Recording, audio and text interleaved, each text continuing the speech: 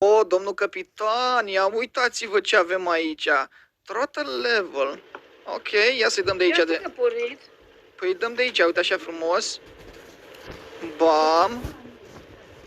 Îi dăm la maxim. Ia, Remus, dă-i la celelalte. Dă-te și dă-i la celelalte. Mamă, mă duc să mă urc pe turnul ăsta. Pisica, ai grijă ce faci, că vine tsunami-ul și nu te văd prea bine. Lasă-mă că mă descurc, situația este sub control. Capitan. Bă, deci uitați-vă cât de mare e, deci nu vine să cred. Ce o să se întâmple când o să vină tsunami-ul peste ea? Ce să se întâmple? Păi asta e că nici eu nu știu ce o să se întâmple. Deci este efectiv imens, mă, au făcut tot Titanic. Deci m-am uitat să văd cât a durat să facă Titanicul ăsta. Câteva luni a luat. Câteva luni! Vaporul nu trebuie să scufunde. Aia, na. Ia, îi dau acum, fiți atenți, îi dau... Imposibil de scufundat. Da, este. Spawn tsunami. Hai să vedem. Așa au zis și când... Da, așa au zis și ea cu Titanicul, că e imposibil de scufundat. Hai că a fost imposibil dacă e. Băi, și acum tot ce trebuie să facem este, bineînțeles, să așteptăm marele tsunami, care nu știu de unde va veni. Asta e problema, poate că... din spate este singur.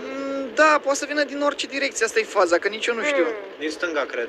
Din stânga? Mamă, dacă vine din... Bă, chiar vine din stânga, că-l văd. Oh, da, O să ne răstoarne pe parte. Okay. O să ne răstoarne pe parte, deci vă zic de pe acum care-i treaba. Vai de capul nostru.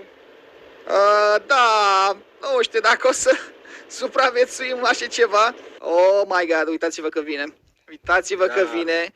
Păi, nașpa că nava noastră e poziționată cumva în laterală și cred că o să ne răstoarne. Dacă mergeam drept, cred că ar fi fost mai bine, dar nu știu ce să zic. Chiar nu știu ce să zic. Momentan, dita mai valul se apropie spre noi, oameni buni, cu viteză melc. E din cauza vaporului că e prea mare. Adică dacă aș fi spănat un vapor micuț, ar fi mers ok, știi, ca și viteza jocului. Dar din cauza că vaporul ăsta e atât de mare, au făcut în așa fel încât să bage slow motion-ul acesta să ajute jocul. Bă, uitați-vă! Vezi, poate... Remus se înclină cu totul. Văd. Frate, o să alunec de pe el oare? Mamă, frate. Bă, dacă e doar atât, e bine. Ce doar atât? O să se încline cu tot în jos. Mamă. Oh, Doamne ferește.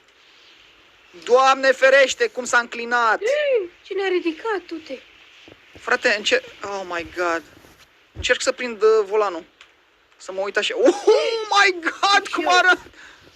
Bă, nu te cred. Cum mai e acest vapor într-o singură bucată? Te văd, zbori. Păi, da. Mă, frate, cum mai e acest vapor într-o singură bucată? Aha, stai așa că acum... Hai că da. Hai că am înțeles. Care mă să ducem slow motion în apă?